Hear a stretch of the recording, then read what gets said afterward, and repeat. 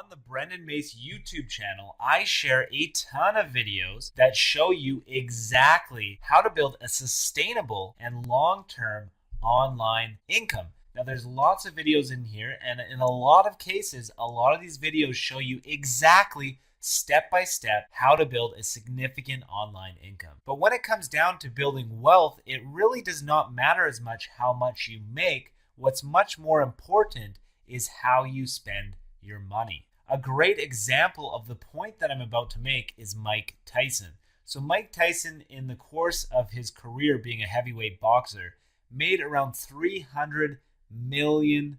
So $300 million. Now you would imagine if you made $300 million, it'd be very easy to become a wealthy person. Well, it's not a big secret that after Mike Tyson's career, he ended up filing for bankruptcy and didn't have any money left. Not only did he not have any money, he actually was very significantly in debt. Well, according to Robert Kiyosaki, who authored the book Rich Dad, Poor Dad, the whole secret to becoming wealthy is just in how you spend your money. Whenever you make a purchasing decision, you're either going to be buying into an asset or a liability. Now, there are different definitions of assets, and I'm going to talk about this in a second. But basically, the way Robert defines asset is just anything that pays you money. So anything that you own that makes you money, okay? Now, on the other hand, a liability is anything that costs you money. Now, the little bit of a tricky part in his book, Rich Dad, Poor Dad, is he makes the very clear point that when a lot of people think that they're actually buying assets, what they're really buying is liabilities. And a great example mentioned in that book is somebody buying a house for their family. So if you buy a $500,000 house for your home and it's just your family living in that home, that is not an asset. The reason why that's not an asset is because it's costing you money, which means that it should appropriately be labeled as a liability. On the other hand, if you buy a property with the intention of renting it out and actually make a recurring income from your property, that would be an example of an asset.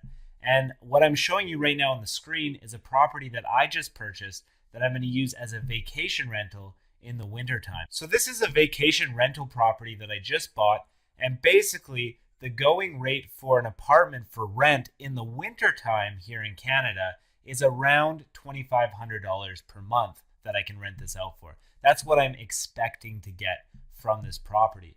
Now, the ski season where I live is about 5 months, which means that I should be able to generate around $12,500 worth of rent every single year during the ski season. Now imagine if I had 5 of those properties, okay? They're only about a little over $100,000. And when you're buying property, you really only need to put 5 to 20% down to be able to buy the property in the first place. So now imagine if I went out and I paid 20% on 4 or 5 different properties and I was renting them all out during the ski season, I would generate more money in rent revenue than most people make from their everyday jobs. But it even gets better than that because there's different kinds of income here. And what Kiyosaki's also talked about is the 3 different types of income. So first of all, there's earned income. That's basically how much money you make from the everyday job that you have to perform to an employer, okay? The second source of income is portfolio income. And the third source of income is passive income. Now, the real key takeaway point here is that when you're getting earned income, it's really the worst kind of income because it's the most taxed. To give you an example of that, here in Canada, a starting salary for a full-time teacher is $41,000. And that's in the province that I live in, which is British Columbia. Now, $41,000 sounds pretty good, but remember, teachers work a lot of hours, right? You have the 8:30 till 3:30 of the school day, but then you also have extra time after school ends where you're marking papers, you're preparing classes for the next day. So you have a lot of time that you're putting into this. And you're making $41,000, but the caveat here is that you're getting taxed, right? And teachers get taxed at, I think, around a 35% tax mark, right? Now, when you do business type assets where you're generating income in other ways, in a lot of cases, if you know what you're doing, you can get your tax rate really close to zero. So now when you have 5 Silver Star properties, like one of the ones that I just invested in, now you're making over a teacher's salary, but further to that, you're not even getting taxed as much either. So it's a double whammy, which is why earned income and the whole focus on making money through a wage is not a good option if you want to become really wealthy. Because even if you make a lot of money as an employee, let's say you're a doctor that makes $250,000 per year, you're still getting taxed. The more money you make with a job, the more you get taxed. So a doctor, for example, you get like a 50% tax rate. Their $200,000 income would go down to $100,000 net. Well, it's a lot easier for me or for anybody that has some capital and they're allocating it in the right way to get to a position where they're making $100,000 net through business than it is to go through med school and become a doctor. Which is why the basics to getting rich should focus on how you invest your money.